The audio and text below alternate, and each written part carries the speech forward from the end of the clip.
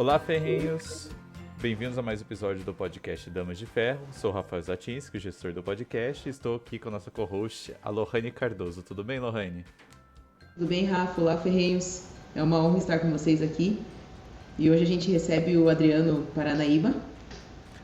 O Adriano, ele tem doutorado em transportes e é vice-presidente do Instituto Mises. Tudo bem, Adriano? Opa, tudo jóia, pessoal? Obrigado aí pelo convite aqui para participar aqui do podcast do Damas de Ferro. Tá. E Adriano, até eu gostaria de fazer uma pergunta para você, né? O que acabou te levando a ser um liberal, né? Um dos precursores aqui mais do liberalismo no Brasil? Eita, você me aperta, chamar de precursor, me lascou a vida. Quer que eu corte? Quer que eu Não, corte? tá zoeira, fica aí, vamos lá. Não, é bom Pior esses que é, ferrinhos, né? é bom aparecer o pessoal ver, né? Mas assim, não, assim, na verdade, assim, eu sou economista de formação, né? Então como todo economista no Brasil, a gente estuda numa linha mais marxista, né? Então, eu durante um bom tempo da minha formação como economista, eu naveguei entre a questão marxista e a questão cepalina, né? A questão da CEPAL, que é uma corrente econômica muito forte no Brasil, né? O pessoal fala os economistas da Unicamp e tal, então tinha essas coisas. E aí, durante o meu mestrado, né, eu fui fazer o meu mestrado, e na dissertação de mestrado, coincidiu que na época eu estava na Secretaria da Fazenda aqui do estado de Goiás, como assessor lá na assessoria econômica, e os dados que a gente levantava dados a respeito do desenvolvimento do agronegócio em Goiás, aquelas coisas todas. E era engraçado que aí os dados não estavam batendo os dados não batiam com a teoria marxista, com a teoria da CEPAL, né? De que o Estado era quem induzia a economia, e os dados mostravam uma forte ação empreendedora, né, do pessoal do agronegócio. Então, assim, você tinha um movimento anterior da ação estatal propriamente dita, né? Então, a ação estatal dos governadores, principalmente no centro-sul do Brasil, com a questão de renúncia fiscal para atração de indústrias, os dados foram mostrando que houve um movimento de agroindustrialização anterior às políticas de intervenção nesse setor. Então, eu falei assim, não, a teoria não está batendo, né, com o que a gente está propondo, né? Então, até minha dissertação de mestrado ficou meio que um Frankenstein, porque você vê a página exata que eu deixo de ser marxista e começar a ser liberal, que eu falo, não, peraí, né? A coisa não está batendo aqui, né? E aí, nesse tempo, eu ia muito no IPEA, né? Nós economistas temos aí o IPEA como uma instituição de muitas publicações de estudos e tal. E o meu co-orientador, na verdade, era do IPEA, e eu sempre ia lá, conversava com ele, aquele sofrimento, o treino tá dando certo e tal. Aí, um evento eu tava lá e ele falou assim: Adriano, tem um cara aqui no IPEA que ele é maluco, ele joga pedra em avião, ele é doido. Eu, quem que é esse cara? É aquele cara ali, ó, é o Adolfo Saxida, esse cara, ele é liberal, velho, o cara é doido, né? Aí eu, bicho, comecei a ver o blog do cara fazia muito sentido e tal, e comecei a conversar com o Adolfo, né? E aí nessa, o Adolfo me meteu na mão o caminho da servidão do Hayek pra ele. Eu falei, André, não, toma aqui o caminho da servidão do Hayek aqui. E aí, galera, foi caminho sem volta, né? Que a gente começou a ver realmente a perspectiva liberal, comecei a ver no Hayek, comecei a avançar e ver outros economistas da escola austríaca, né? E quando fui para o meu doutorado, eu já fui para o meu doutorado com um projeto de financiamento de infraestrutura, né? De gestão. O projeto inicial era de gestão de rodovias privado mesmo, assim, buscando realmente uma pegada bem mais liberal. Acabou que eu migrei meu projeto para mobilidade urbana, mas consegui fazer um link bem legal entre escola austríaca, entre o desenvolvimento, planejamento das cidades, né, a questão orgânica de como as cidades podem se organizar. Então a gente teve eu tive esse processo, né? E nesse meio do período eu acabei indo para os Estados Unidos. Engraçado, eu conheci primeiro o Instituto Mises americano, para depois saber que tinha um Mises Brasil, né? Publiquei um artigo lá, porque o Mises não tinha até então atividade muito acadêmica e tal. Então aí eu publiquei lá, aí o Hélio veio num evento em Goiânia e falou assim, fiquei sabendo, um gringo falou bem de você, né? Vem caminhar junto com a gente, vem estar perto aqui do Instituto Mises e tal. Aí comecei a andar junto com o pessoal do Mises, passou um tempinho, já estava lá na pós do Mises, e passou um tempinho também, já estava assumindo a revista acadêmica do Instituto Mises, e hoje estou aí, já bem envolvido dentro do movimento liberal, principalmente com atividades do Instituto Mises Brasil, que é Cada dia eu me enrolo mais aqui no Instituto, né? Cada Não, dia. interessante. Eu ia até te perguntar o que te levou a atuar dentro do Estado, mas então o teu foi caminho contrário, né? Você atuava junto ao Estado, que daí ali dentro você percebeu que as teorias marxistas não estavam dando certo, isso? Exatamente, né? Então, assim, eu trabalhava na assessoria da Secretaria da Fazenda, né? Depois fui me dedicar lá no meu doutorado, fazendo pesquisas para órgãos do setor, né? Uhum.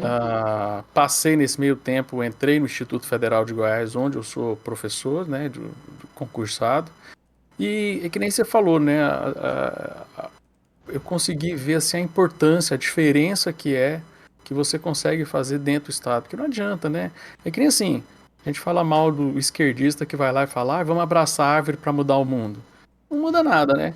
Então a mesma Sim. coisa do liberal. O liberal que não entra no Estado para mexer a máquina por dentro, também não adianta nada. Ficar lá, vamos abraçar o Bitcoin. Legal, cara, mas não vai mudar não vai mudar o problema que a gente está enfrentando hoje, né? Então, assim, eu acho que até uma interpretação equivocada que muita gente faz, até do próprio Rothbard, né? Ele fala isso na Ética da Liberdade, no finalzinho, o pessoal não entendeu isso, né?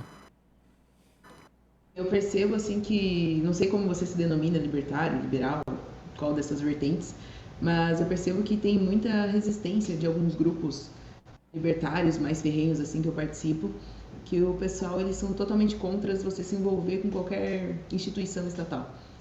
E eles não percebem que se não tiver um liberal lá ocupando aquele espaço, vai ter um esquerdista, alguém que não entende nada do que está fazendo, né? Até que, assim, eu não me preocupo. Galera, assim, eu cheguei uma hora que eu já parei de preocupar que rótulo que eu tenho, entendeu? O pessoal. E é um problema da galera. A galera, antes, sabe, antes de estudar todas as vertentes do liberalismo para saber qual que ele é, o cara já acha qual que é o rótulo dele. É tipo time de futebol, sabe? Aí os caras ficam nessa besteira de, eu sou Brigando. anarco-left capitalista do agorismo virado para trás no tweet escarpado. Cara. O cara só inventa nome maluco, meu. Todo dia inventa uns nomes loucos. Meu, é o Nem sabe o seguinte, que é. você defende a liberdade ou você não defende a liberdade, né? Você acha que o Estado tem que intervir ou não tem que intervir na sua vida, né? Você tolera quanto de intervenção estatal na sua vida? É essa discussão que tem que ter, não ficar esses rótulos, né? Pelos rótulos que você tem aí, eu acho que eu me identifico muito mais com um libertário e tal, com um anarcocapitalista e tal, mas eu não tomo isso como mote para, como libertário, como eu tenho que posicionar. Não. Qual que é a minha perspectiva de mundo que eu quero e se enquadrar com o que um liberal fala, com o que libertário fala, com o que um anarcocapitalista fala, tô nem aí. Importante é as ideias ocuparem espaço, né? E é uma coisa importante da gente identificar, porque é o seguinte, se você não tem como mudar a máquina do lado de dentro, né? Então, assim, nós estamos vendo aí o pessoal pegar um momento histórico que a gente está vivendo agora. Você tem lá o Milei na Argentina. E o Milei não vai conseguir pôr nenhuma ideia dele na prática. Cara, mas é um libertário que está lá ocupando um espaço que poderia ser um esquerdista. Então, só política, tem um ditado muito famoso em política, que é assim, política não existe cadeira vazia. Então, se não for você ocupar aquela cadeira, um esquerdista vai ocupar. Então, por mais que você não coloque nenhuma ideia, vamos imaginar que o cara ganhe e não consegue aplicar nenhuma ideia anarcocapitalista, não consegue pôr nada na prática. Já foi 1 milhão de vezes melhor do que um esquerdista que consegue, sem esforço nenhum, colocar 1 milhão de ideias ruins em prática. Então, essa é a ideia. Isso serve para política, isso serve para cargos públicos, né? A gente fica falando mal de juiz aí, tá todo mundo aí falando mal de juiz. O STF, juiz, tal, não sei o quê. Quantos liberais estão fazendo concurso para prova para concurso de juiz? Quantos juízes libertários, liberais a gente tem? Ninguém vai mudar porque você bateu panela lá na porta do Supremo e falou, tem que pensar na liberdade. Tem que ter alguém lá dentro defendendo a ideia da liberdade. A mesma coisa de universidade. Eu parei de escutar isso, mas antigamente eu escutava muito isso. Assim, você fala mal do Estado, mas você é um parasita que é professor numa universidade pública. Como é que você faz isso? Cara, se eu não estiver lá dando aula de economia como eu dou, estaria com ensinando tudo errado para os meninos. Então, eu estou muito tranquilo nessa discussão de, não pode, tem que ser puro, tem que ser puritano, não pode, imposto é roubo, a gente não pode. Cara, desencanem e só vai funcionar. A gente fez uma pequena experiência, olha só, a gente fez uma pequena experiência de ter liberais no governo Já tivemos grandes mudanças, grandes problemas foram segurados no Congresso, no Executivo, né? Até no Judiciário, né? Nós tivemos alguns juízes na época da discussão sobre o Uber, né? Olha só, uma conquista muito grande dos liberais que a gente meio que está esquecendo e a gente tem que assumir isso pra gente. Pô, nós vencemos a questão de permitir o Uber, fomos até o Supremo. Então nós tivemos juízes defendendo a ideia, tivemos advogados, o Rodrigo Saravia Marinho fez lá sustentação oral no STF para defender a liberdade do cara trabalhar de Uber, e a gente já não fala mais nisso. Então, assim, são conquistas que foram feitas pelo lado de dentro, né? Foi tateando esse governo, e não, se eu encostar no governo eu vou pegar lepra e vou deixar de ser libertário. O Hofbauer vai me odiar se eu encostar a mão no político. Então, assim, é viagem desse pessoal e vai acabar fazendo o que eles nunca fazem, que é ter algum resultado concreto, entendeu? Eu vejo, É, concordo na verdade totalmente contigo, né? Eu também vejo essa parte mais gradual, né? E não o contrário de falar que eu vejo muitas pessoas que defendem isso, que não pode tocar na política, aqueles que na verdade querem que o Estado acabe amanhã, né? Se isso, eles depende... não entendem que há uma janela, né? Tipo, a janela de Overton, se eu não estiver enganado, que você não dá pra você ter hoje extinguir o Estado se a gente não privatizou nenhum Correio, né? Por exemplo, eu mencionei rapidamente, mas eu quero reforçar isso, né? O Hofbauer, lá na Ética da Liberdade, ele termina o livro falando exatamente isso assim. Eu quero acabar com o Estado hoje. Ele escreve isso. Mas na sequência ele escreve o quê? Ele escreve: eu tenho que ter essa mentalidade para fazer o Estado acabar, mas eu não consigo acabar com ele. Mas se eu não tiver em mente que eu vou trabalhar para fazer o Estado acabar, ele não vai nem diminuir. Então o que eu tenho que fazer? Eu tenho que manter a minha ética na minha discussão das minhas ideias. Eu não posso abrir mão das minhas ideias, das minhas defesas, mas eu tenho que atuar para diminuir o tamanho do Estado com o objetivo de acabar com ele. Eu vou conseguir acabar com ele?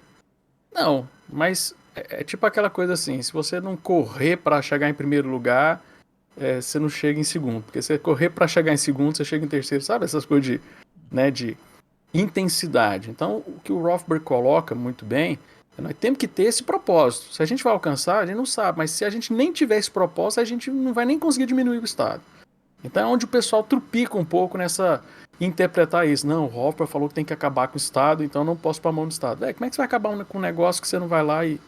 Né, nem caixa de marimbondo, você precisa ir lá e cutucar o trem para derrubar.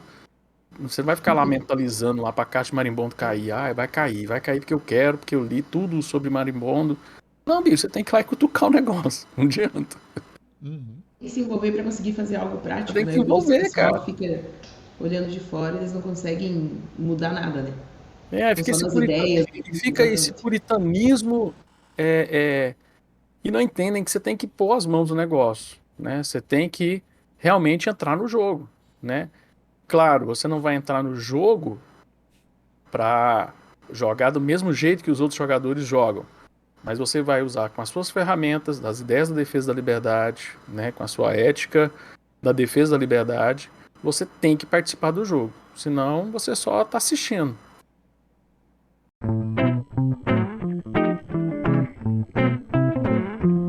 Olá, ferrinhos! Vocês sabem que nós do Damas de Ferro estamos em praticamente todas as plataformas digitais? Estamos no Spotify, YouTube, Instagram, Facebook e ainda o mais importante, nós temos nosso próprio site. Lá você encontra artigos sobre todo tipo de tema atual que envolva a liberdade ou a falta dela.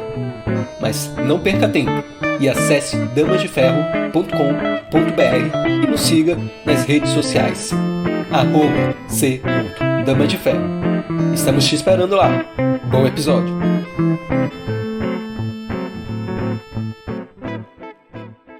Mas a questão é que, por exemplo, como que foi, na verdade, né, pra você, me descobrir liberal, assim, eu apoio a liberdade, né, no meio do governo e teve enfrentamento, assim, das pessoas com quem você trabalhava, ou foi algo mais tranquilo? Como que foi? Não, assim, o grande problema, o maior desafio quando o cara se descobre liberal é justamente o meio acadêmico, né? Então o meio acadêmico ele é muito cruel com ideias novas, né? Então, assim, por mais que a escola austríaca e liberalismo não é uma ideia nova, por incrível que pareça, nas universidades brasileiras são, né? Então, a grande questão é como a gente leva e a gente faz essa discussão dentro das universidades, né? O grande problema que eu vejo é que o pessoal fala assim, descobri que eu sou liberal, ou então começa a me alinhar com as ideias liberais, e aí você tem aí 2 semanas de liberalismo e quer bater boca e ganhar a discussão com um cara que tem 30 anos de marxismo. Você vai se lascar, você vai se dar mal, muito mal, né? O que você tem que entender? Você tem que entender que se você está numa universidade, você já tem que ter uma postura de que você vai usar a ferramenta liberal numa perspectiva científica, certo? Então você vai buscar fundamentos científicos, fazer uma discussão com caráter científico. Na política é diferente, claro, na política você tem que usar mais, né, a discussão política e tal, mas dentro da universidade você tem que realmente usar os argumentos de dentro da universidade. Então assim, eu nunca tive, esse ano eu estou fazendo 12 anos de Instituto Federal, de professor em universidade pública. Cara, nunca tive bate-boca com professor, nunca tive coisas de agressão e tal, né? Claro, eu não vou entrar em bola dividida que eu sei que não vai dar certo, né, velho? Então, assim, a dica que eu dou é, primeiro, você tem que ser melhor do que a média. Pra pelo menos os caras falarem assim, não, ele é maluco, mas nós temos que respeitar esse doido, né? Então, acho que assim, a dica que eu dou pra galera, estuda muito, né? Eu tive que passar em primeiro lugar no meu mestrado, eu tive que passar em primeiro lugar no meu doutorado, eu tive que passar em primeiro lugar no meu concurso público. E eu falei assim, cara, né, eu publico muito, né? O meu Lattes tem mais de 150 publicações. Então, assim, eu posso ser um maluco pra galera, mas, pô, nós temos que respeitar esse doido, né? Pelo menos ele tem algum fundamento. Então, a primeira dica é assim, não adianta querer se descobrir liberal dentro da máquina e querer sair, achar que vai mudar o mundo. Né? Você não vai mudar o mundo, no máximo você é aquela coisa de mudar pelo exemplo, né? Então você vai fazendo pesquisa, vai publicando em lugar de alto impacto, né? O pessoal vai, no mínimo, né, te respeitar, né? Às vezes vem conversar, eu já tive, é engraçado dizer isso, eu tenho um professor que é grande amigo meu lá no Instituto Federal, o cara é stalinista, velho, olha que massa, mano. O cara, a gente conversa, é mó barato. Um dia ele falou assim, Adriano, não, eu tô achando que nós pensamos igual, velho. A diferença é só a metodologia. É mesmo, cara. Eu uso a liberdade, você usa fuzil, mas é igualzinho, é a mesma coisa, né, velho? Então, e outra coisa importante, o bom humor, né? Você tem que fazer piada, descontrair. Pelo menos assim, esse é um jeito que eu escolhi pra conseguir sobreviver nesse ambiente, né? Então, assim, às vezes tem gente que não sabe se eu tô falando sério ou se eu tô fazendo uma piada, né? Então, assim, o mundo da zoeira me blinda e me protege um pouco também, né? Porque o pessoal, não, o Adriano tá brincando, né? Não tô falando sério não, né? Que nem esses tempos atrás, teve lá a comemoração dos 100 anos do comunismo, o pessoal quis fazer uma semana, né? Semana de atividades, aí me chamaram pra reunião, falaram assim, que legal, vai ter... Nós vamos fazer uma oficina de montar arma e atirar no coleguinha no paredão, como é que vai ser? Vai ser da hora, né? A galera riu, achou legal, engraçado, né? Eu não sabia se eu tava falando sério ou não, né? Então, e aí você se diverte, cara, porque é o bom humor, que aprendi isso com o meu grande amigo Bruno Garchagen, que é um grande conservador brasileiro, que ele fala, Adriano, é no bom humor que a gente vai vencer esses comunistas, porque não tem jeito, né? Então, assim, você precisa sobreviver dentro de um ambiente com muitos estatistas, com muitos marxistas, cepalinos, esse pessoal desse gênero. Então você tem que bolar suas estratégias. Primeira você tem que ser melhor que a média, e segundo, você tem que ser uma pessoa agradável, né? Você não pode ser mais um chato, né? Tem chato demais no mundo, né? A gente ser mais um chato, nossa, vamos olhar com mais amor pro cara. O cara é comunista, mas, pô, também não... Gente, né? Aí é ser humano, né? É ser humano, né, velho? Também não precisa ir lá abraçar, virar amigo, abraçar todos. Não, mas pelo menos respeita, né, velho? Se você quer respeito, você tem que se dar respeito. Então, tem funcionado pra mim essa estratégia, né? Então, assim... Claro, ia me dar muito mais seguidores se eu entrasse na universidade com o celular ligado, gritando e brigando. Eu ia sair dos meus 8 mil e ia rapidinho para os 50 mil seguidores, mas o trabalho que eu quero fazer é um trabalho de longo prazo, é um trabalho de construir uma carreira acadêmica que uma pessoa que não concorde com as minhas ideias minimamente fala assim, não, eu precisar de algum material para estudar liberalismo, escola austríaca, pô, tem o Adriano e tem a galera lá do Adriano, lá do Mises, né, pelo menos o trabalho dos caras é sério pra caramba. Então, assim, Essa é uma estratégia. Tem gente que usa outras estratégias, mas, né, aí vai depender do objetivo, de onde que o cara quer chegar no movimento liberal, qual que é a discussão que ele quer fazer também. O que eu sinto é que, na verdade, a afronta, ela mais distancia as pessoas de quererem te ouvir do que propriamente, né, de você conseguir abraçar essas pessoas, de falar, ah, tá bom, acho que vou dar uma lida ali dessa teoria e tudo mais, e às vezes até concordar, né? Então, Então, querendo ou não, braços abertos é como você falou, né? Não traz tantos seguidores, mas traz uma abertura para a pessoa falar que, nossa, ele é acessível, né? Eu posso conversar com essa pessoa, ela não vai tentar me minar em qualquer momento que eu tô conversando com ela, né?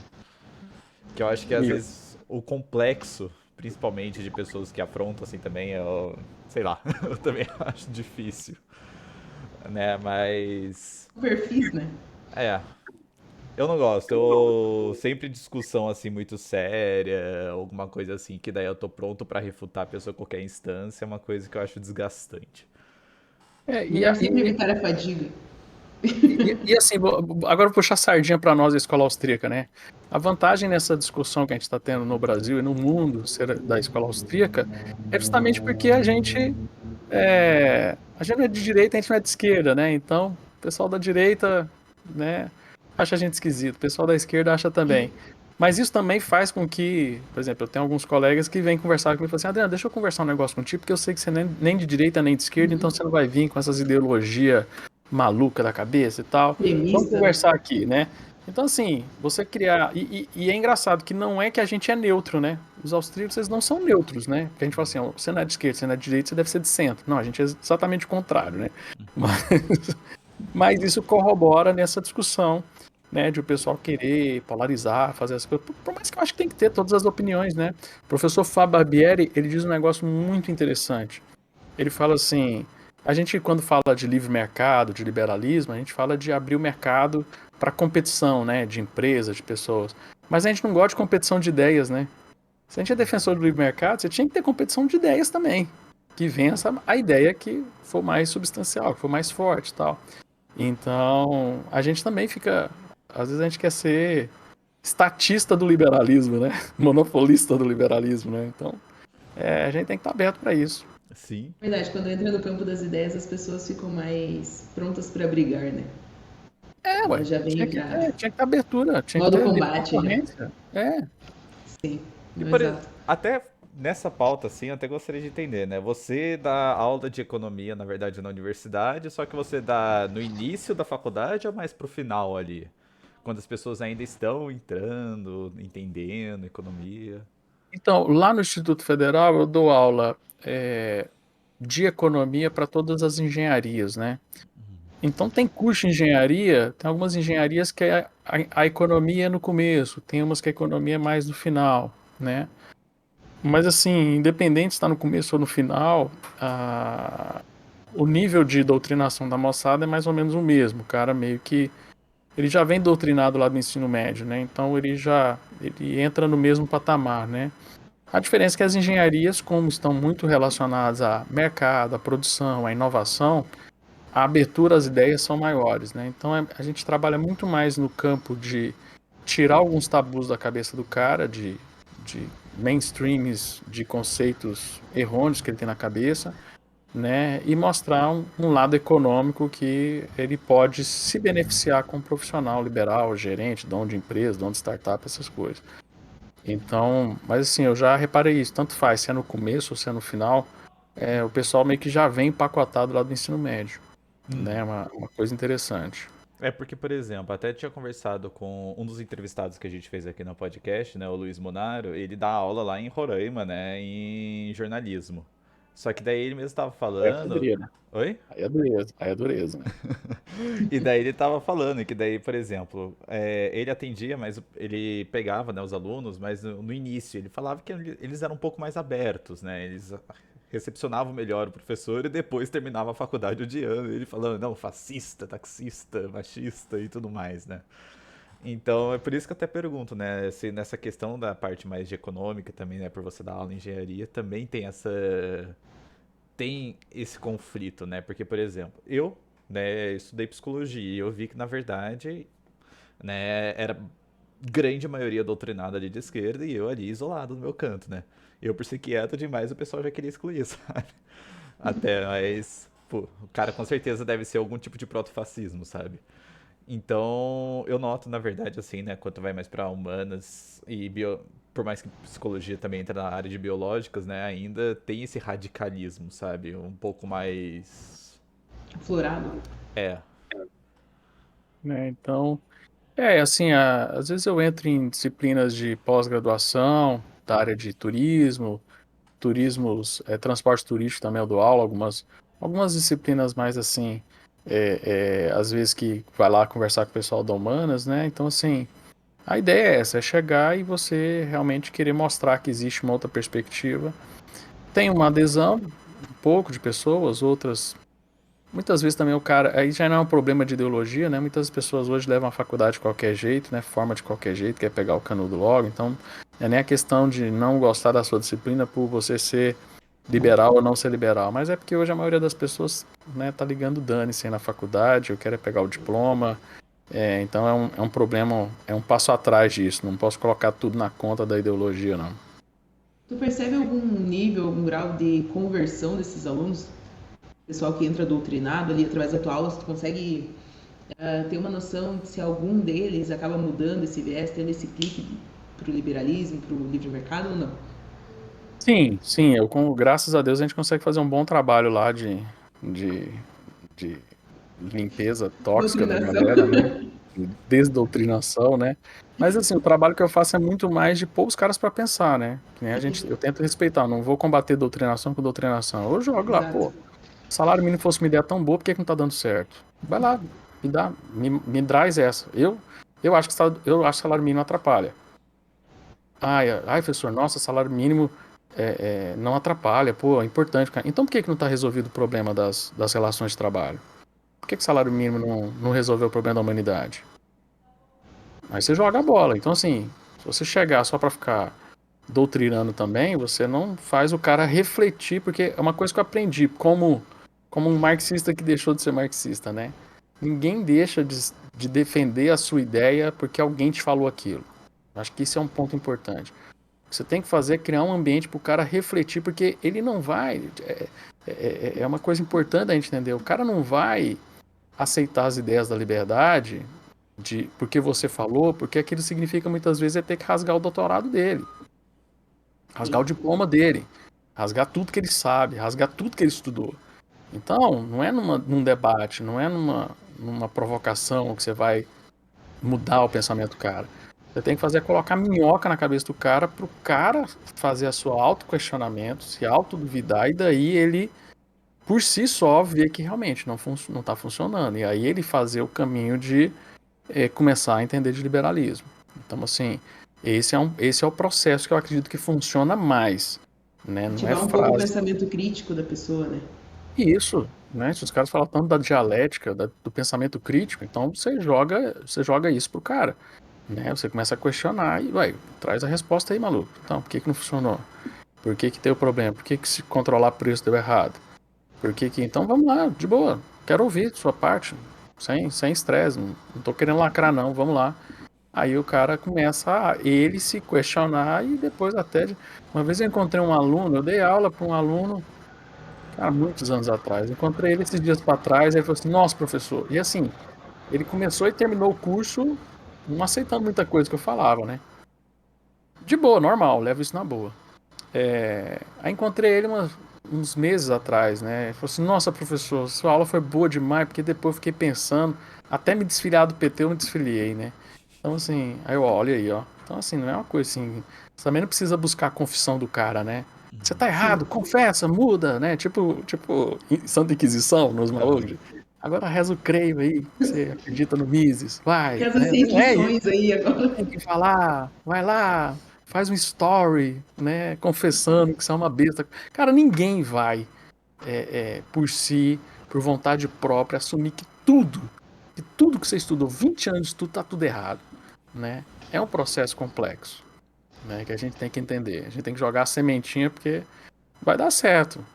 Uma hora dá.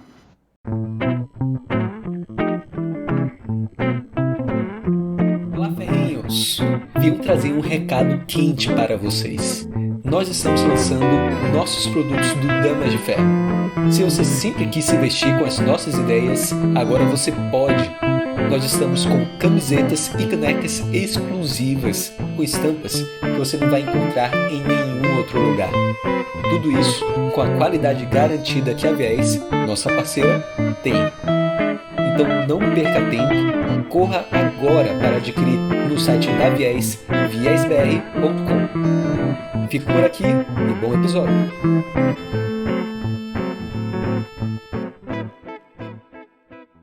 Adriano, eu queria que tu falasse um pouco como que foi tua atuação no Ministério da Economia. Ainda não tinha nada a ver com a questão dos transportes, né? Então vamos lá, então a história é interessante, né? Eu já era doutor em transportes, aí quando começou o governo, né? Na verdade eu fui para câmaras de deputados, né? Nós tivemos lá aquele momento lá de 8 deputados do Novo, né? E todo mundo liberal, libertário e tal. E quando você tem pelo menos 10% dos deputados, agora a regra mudou, tá? Mas na época era assim, quando você tem 10% da Câmara do seu partido, você tem direito a montar um gabinete chamado Gabinete da Liderança. Então, um gabinete que vai discutir os posicionamentos do partido dentro da Câmara dos Deputados, né? E aí o Novo montou o Gabinete da Liderança e quem foi o diretor legislativo foi o Rodrigo Saravia Marinho, né? E aí ele precisava, um dos trabalhos, né? A equipe que se monta lá são equipes temáticas. Então você tem que ter um cara do jurídico, você tem que ter um cara de finanças, você tem que ter um cara, né, da educação, você tem que ter uma pessoa para cada coisa, né? Minas, energia e tal. E aí o Rodrigo me ligou, falou assim, Adriano, nós estamos precisando de alguém da área de transporte, né? É difícil achar gente na área de transporte que defende liberalismo. Se você quiser vir, você tem a vaga aberta, se inscreve lá. Fiz processo seletivo, né? Me inscrevi, né? Fiz entrevista, foi o deputado Gilson que me entrevistou e tal, o chefe de gabinete entrevistou, então teve lá todo aquele processo do Novo lá de processo seletivo. Aí eu passei, né? Eles me chamaram, pediram a minha sessão lá pro meu instituto, aí eles me liberaram feliz da vida, né? O Adriano vai embora, não vai ficar aqui enchendo as paciências da gente. Aí eu fui para a Câmara dos Deputados trabalhar nessa pauta de transporte e liberdade econômica dentro desse gabinete da liderança. Nesse processo, um dos projetos que eu trabalhei bastante foi a questão da Lei da Liberdade Econômica, né? E quem estava tocando a pauta da Lei da Liberdade Econômica lá no Ministério da Economia era o professor André Ramos Santa Cruz, né? O André Santa Cruz e o Gianluca Lorenzon, né? Eram os dois libertários, escola austríaca, dentro do Ministério da Economia que estava tocando e conseguiram implementar lá. A gente dentro da Câmara fazia, porque tem esse trabalho, né? Que foi medida provisória, aí tem as emendas, tem relatório, tem toda aquela encrenca que tem que todo mundo unir forças ali para dar certo.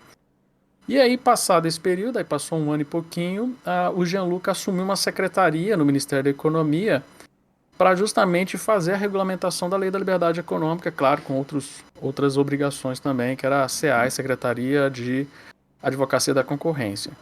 E aí ele falou assim, Adriano, tô vindo aqui para um outro cargo, tô subindo aqui no Ministério da Economia, tô com um cargo aqui de secretário de Competitividade e Melhoria Regulatória, eu queria que você viesse, porque essa área é a área que você discute lá no MIS, é a área da tua pesquisa, né, de regulação, essas coisas. Né, transporte, né, tem muita regulação, tem agências reguladoras, né, tem um monte de agência reguladora da área de transportes, então vem aqui trabalhar comigo. Beleza, show de bola, vamos lá. E aí foi isso que a gente, né, aí foi o trabalho que eu fiz, né, depois desse trabalho na Câmara, fui para o Ministério da Economia, trabalhando justamente, porque a Secretaria de Advocacia da Concorrência, ela tem uma previsão legal de que ela tem que se manifestar de todas as propostas regulatórias das agências reguladoras do governo federal. Então, toda regulação que alguma agência fosse propor, a gente era obrigada a estudar aquilo, fazer um parecer e dizer o que pode melhorar, o que não pode melhorar, se deve continuar ou não. Então, a gente tinha essa obrigação legal. Então, assim, era o melhor trabalho do mundo para um libertário, né? Eu ia trabalhar todo dia enchendo o saco de agência reguladora. Pô, foi sensacional, galera. Foi ótimo, né?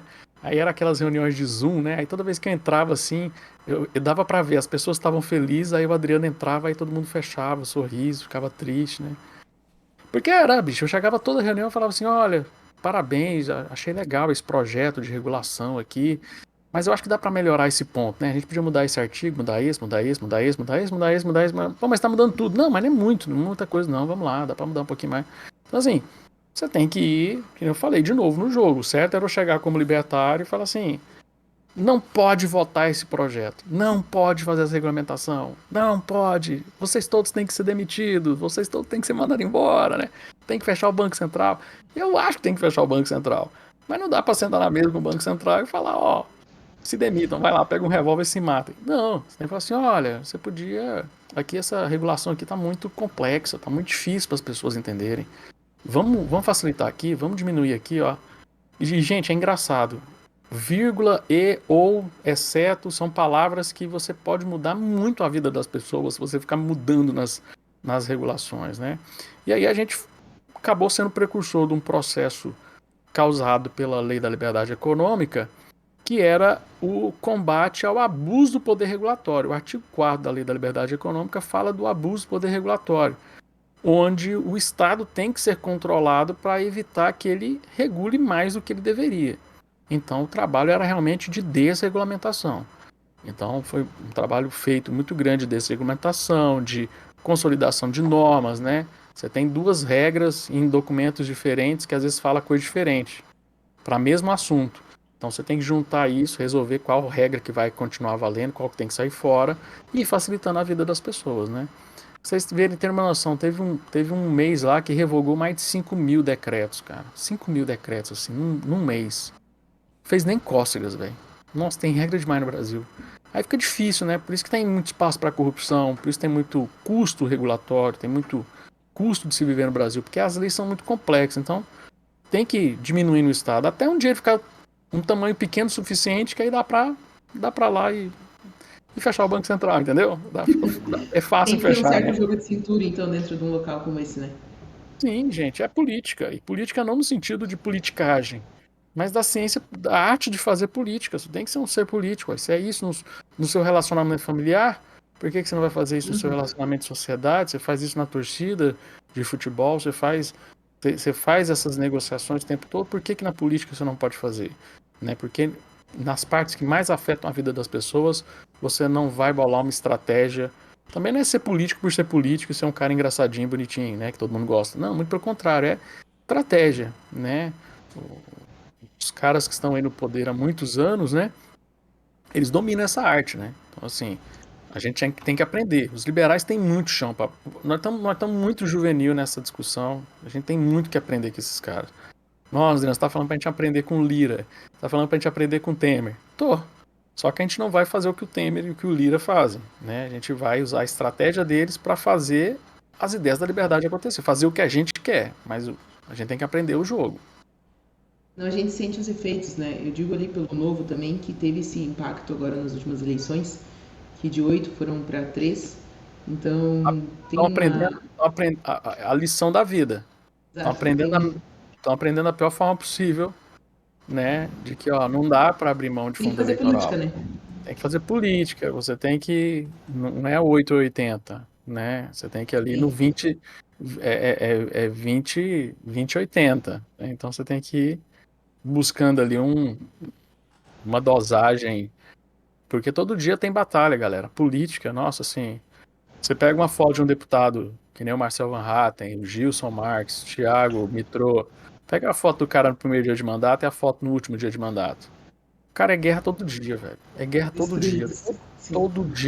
Todo dia tem uma ideia idiota pra você ter que derrubar. Então, assim, é muita batalha pra você achar que agora vamos juntar e vamos salvar o Brasil. Cara, tem dia que eu acho que o Brasil não quer ser salvo, não, velho. Então a gente tem que tentar ir conquistando algumas pequenas vitórias, só evitar. O próprio Roberto Campos falava isso, né? Fui pra Brasília pra fazer o bem e eu descobri que o objetivo era evitar o mal, né? Então um pouco disso. E por exemplo, né, até quando você estava falando que você entrava nessas conferências, né, do Zoom, como que você conseguia passar, né, as questões que você queria alterar ali, né? Então, que nem você falou, né, apresentava a parte chata onde que caiu o sorriso de todo mundo. Só que como que você conseguia fazer as pessoas aderirem ao que você passava? Bem, aí você tem que ter conteúdo, né? Dados, informações, conhecer todas as normas, né? Buscar ter um estudo prévio antes. Vamos dar um exemplo aqui bem simples, né? O governo federal montou uma força-tarefa que reuniu vários ministérios para discutir a questão do preço do combustível. Aí tinha lá representante do Ministério da Justiça, representante da Casa Civil, representante do Ministério da Economia, representante da Receita Federal, e eu estava como representante do Ministério da Economia nessa discussão, né? Como é que a gente vai baixar o preço do combustível e tal? Aí vem as ideias geniais, né? Vamos criar uma tabela de preço, vamos criar um fundo, vamos criar um não sei o quê. Aí só as ideias que já deram errados sendo colocadas, né? Aí eu cheguei e falei assim, olha, nós temos 3 ideias aqui, ó. Aí, tipo assim, a gente chegava com 3 ideias, sabendo que eles iam detonar. Se uma passasse, estava valendo, entendeu? Então, essa, por exemplo, a gente falou assim: olha, nós temos um problema grave do álcool, né? O álcool tem uma regra, tem uma resolução que fala que o posto de gasolina não podia comprar o combustível direto da usina. Ele tinha que comprar de uma distribuidora. Aí o que acontece? No Nordeste, você tem um monte de usina e tem um monte de posto de gasolina do lado da usina. Então o cara, ele não pode ir lá pegar o caminhão dele, parar na usina e comprar o álcool. Ele tinha que mandar o álcool para a Petrobras, distribuidora, para a Petrobras vender. Então assim, a gente falou assim, olha, se a gente mata essa perna, só de transporte, a gente economiza, o álcool vai baixar um pouquinho. Aí os caras, parece boa essa ideia, então implementa, né? Porque você chegar numa reunião e falar assim, tudo que vocês estão falando é idiotice, nós temos que privatizar a Petrobras hoje. Eu sei que a gente tem que privatizar a Petrobras, mas vamos comendo pelas beiradas, né? Vamos aos poucos, faz uma proposta aqui, outra ali, pega um projeto que nem a gente pegava, tinha alguns projetos de lei que chegava lá, o BR do Mar, por exemplo, projeto BR do Mar, né? Eu brincava, falava, era o Comunismo do Mar o nome do projeto, né? Comunismo do Mar. Não salvava quase nada, assim, bicho, o que a gente vai atacar aqui? Tem tanta trem errado nesse texto, o que a gente vai fazer? Vamos atacar esse artigo aqui, ó. Se a gente derrubar esse artigo aqui ou mudar só ele, já fica menos ruim, fica menos péssimo, né? Que era uma coisa, né? Engraçado eu falar isso. Quando eu fui pra Câmara, olha só que doido, né? Chegava os projetos de lei do Ministério da Economia e eu falava assim, não acredito que o Paulo Guedes, não acredito que a galera escreveu esse texto horrível. Gente, esse texto tá muito ruim, esse texto aqui é uma desgraça. Esse texto aqui vai foder o Brasil. Aí, quando eu fui pro Ministério, eu descobri o quê? Que os caras faziam um projeto top e tinha que aprovar, todos os ministérios tinham que aprovar, a Casa Civil aprovar para poder mandar pro Congresso. E aí o projeto ia ficando ruim, né? Então, tipo assim, não é que chegava um projeto que os caras fizeram ruim, é que o pessoal foi piorando ele e a galera foi tentando segurar alguma coisa de boa. Ou outra coisa que acontecia muito. Às vezes um projeto muito ruim, mas ele era muito pior, né? Então, e eu via muito isso na Câmara dos Deputados. Por exemplo, a gente orientava algum deputado a votar sim num projeto lá. Aí o pessoal, nossa, eu não acredito que o Marcel e o Gilson votaram sim para esse projeto é muito ruim. Eu falei assim, velho, você precisa ver como é que ele era antes.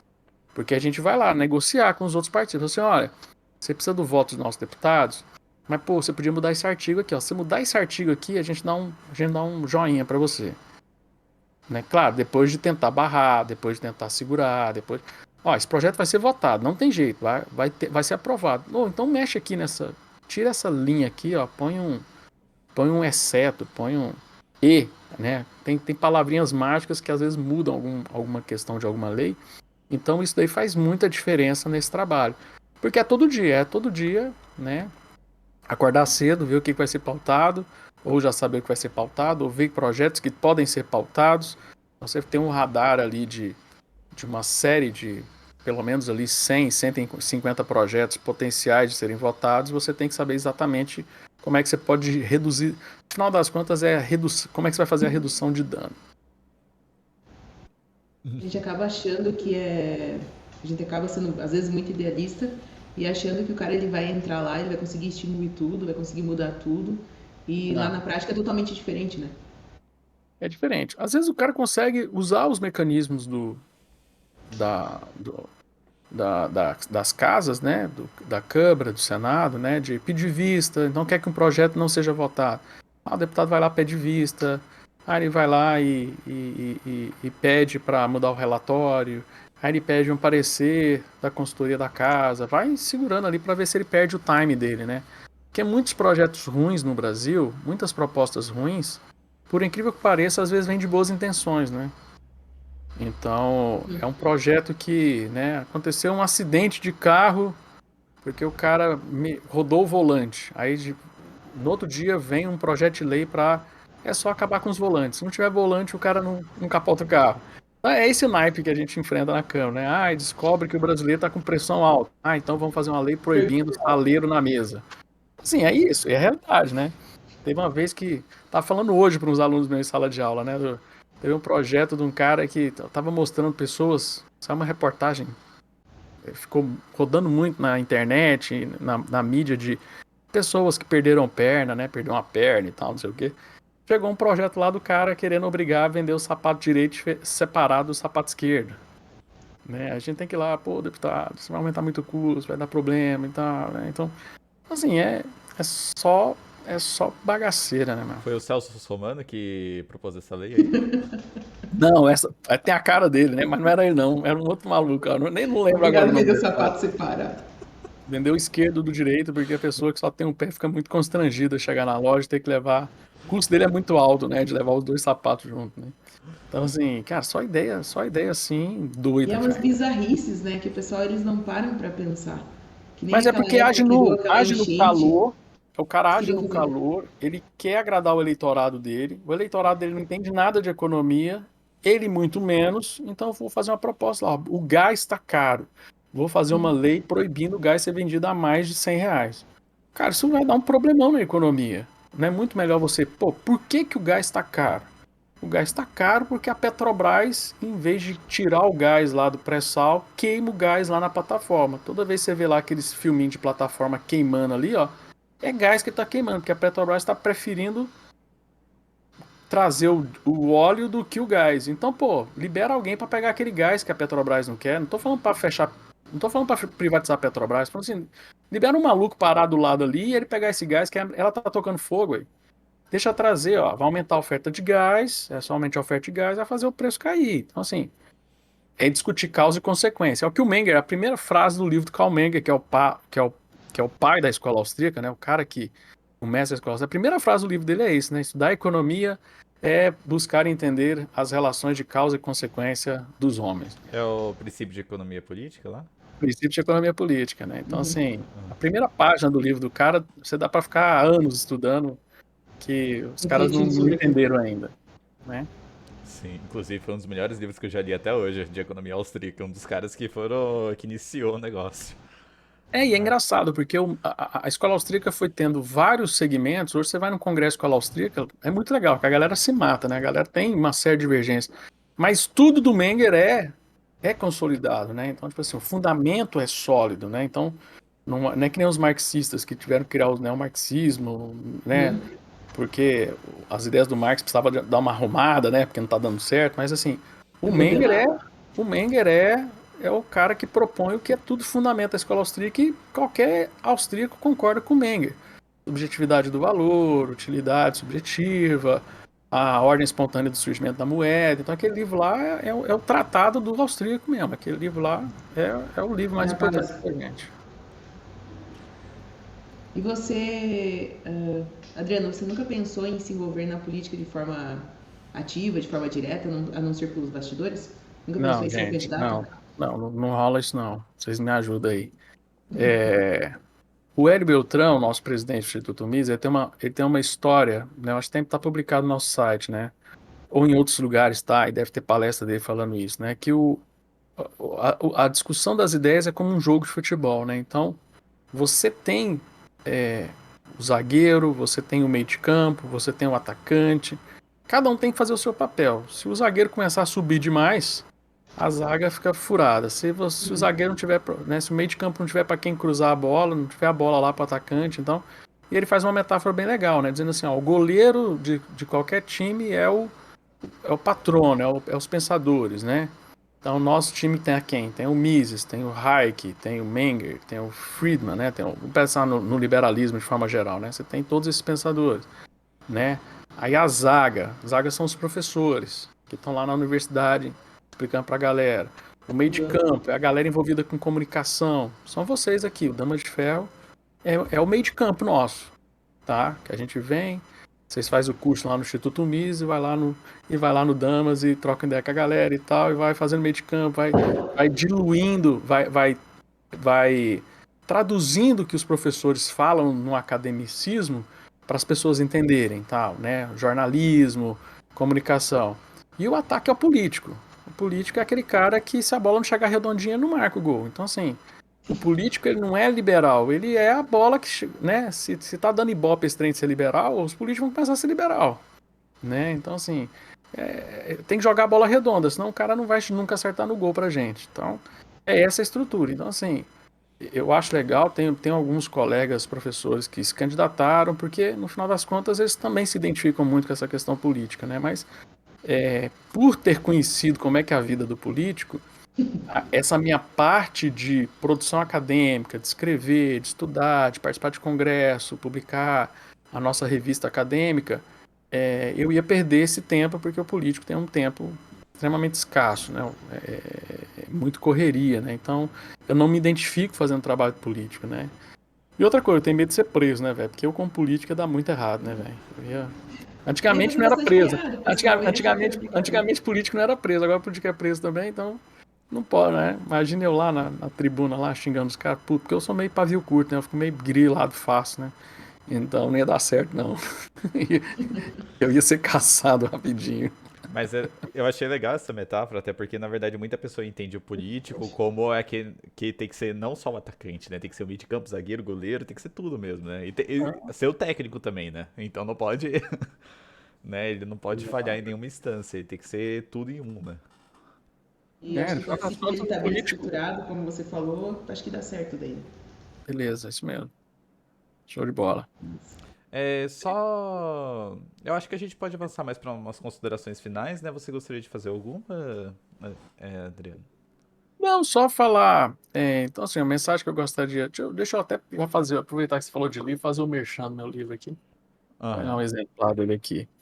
Então, assim, o que eu queria deixar aqui de recado, que eu acho que é importante para o pessoal, é que nós hoje estamos num momento, como a gente falou da metáfora do time de futebol, a gente, graças a Deus, hoje já tá com uma zaga boa, né? Então, pô, quando eu comecei no movimento liberal, cara, nós não tinha 4 doutores no Brasil, professores doutores no Brasil defendendo liberalismo. Nem eu era doutor. Então, assim, não tinha quase ninguém, né? Hoje você já tem um grupo, né? Se você pegar só os professores que dão aula no Instituto Mises, nós temos aí mais de 30 pessoas que têm mestrado, doutorado. Então, assim, eu acho que as ideias estão indo nessa fase. Eu acho que o nosso trabalho agora é o meio de campo. É a gente melhorar a comunicação. Como que a gente melhora? Eu não sei, velho. Eu sou acadêmico, eu sou zagueiro. Uhum. Meio de campo, vocês têm que se virar. Como é que a gente. E é uma discussão que eu faço. Como eu sou pesquisador da área de transporte, é uma crítica que eu faço. E vejo que assim, não é uma crítica para falar mal de quem fala isso, mas sim, uma crítica de perspectiva de alcance. Cara, independência do Banco Central é importante para a economia? É muito importante. Mas a gente fica fazendo post na internet para explicar a independência do Banco Central, velho. O povão tá nem aí pra saber se o Banco Central é independente ou não. Não muda a vida do cara. Sim. O povão quer saber por que o ônibus tá lotado. O cara quer saber por que ele não consegue uma vaga no SUS. E o liberalismo tem muitas respostas para isso e a gente não está comunicando. Então a gente quer fazer um papel errado. Se a gente está nas redes sociais, se você está lá num post que não pode ter mais do que 5 linhas de informação, você não vai querer explicar a tese da conversibilidade do Bitcoin. Cara, a galera não vai entender. Não porque as pessoas são burras, mas porque as pessoas não têm tempo e aquilo não afeta o dia a dia dela. Ela não vê aquilo virar possibilidade. A gente está falando de transporte, a gente está falando de saúde, de educação. E eu vejo que o pessoal ainda é muito incipiente nesses assuntos, né? Então, só para você ter uma ideia, o único livro de transporte liberal que tem no Brasil é o meu, né? Não é pra fazer propaganda, não. Mas é porque eu queria que tivesse mais, entendeu? Por quê? Para justamente ter mais material para a galera ler, para a galera estudar. Então, assim, a gente precisa pegar as ideias liberais, que elas são corretas, tá? Elas dão certo, elas são corretas, e mostrar para as pessoas como é que a gente pode aplicar isso no dia a dia. Né? Eu tenho lá meu podcast com o mesmo nome do meu livro, Transportar é Preciso, com o objetivo de ficar traduzindo essas ideias. Então, assim, mas existe um trabalho de meio de campo que precisa ser feito. Eu acho que o grande desafio hoje do movimento liberal é a gente estruturar bem esse meio de campo, né? Pegar o que essa zaga está produzindo, né? Esse ano nós estamos fazendo 10 anos de revista acadêmica do Instituto Mises, mais de 300 artigos acadêmicos publicados na nossa revista. E sem contar outros periódicos internacionais que falam de liberalismo em escola austríaca. E a gente não está pegando isso, né? A gente está pegando frasezinha pronta e falando, né, pela independência do Banco Central. Tá, de novo, não estou falando que não é uma pauta importante, é uma pauta importante, mas como é que a pessoa vai receber essa informação? Qual vai ser o impacto no dia a dia dela para ela comprar essa ideia? Porque as ideias da esquerda é fácil de comprar, né? Todo mundo vai viver bem, vai ter saúde para todo mundo, vai ter só amor, o amor venceu, a gente vai ser feliz, todo mundo vai ser igual, ninguém vai poder te xingar, ter preconceito com você. Então, assim, é uma pauta extremamente palatável. Eu acho que nós precisamos deixar nossa pauta, nossas agendas, escolher as pautas que influenciam na vida das pessoas e deixar palatável isso, né? E aí sim eu acredito que a gente vai conseguir dar um próximo passo para avançar as ideias da liberdade no Brasil. Perfeito. E só para poder finalizar o episódio de hoje, teria 3 livros que você recomendaria para as pessoas? Esse negócio de recomendar livro é difícil, mas vamos lá. Eu recomendo o meu livro, Transportar é Preciso. Aham. Esse é muito importante, né? Uhum. 6 lições do Mises é essencial também, a leitura de 6 lições do Mises.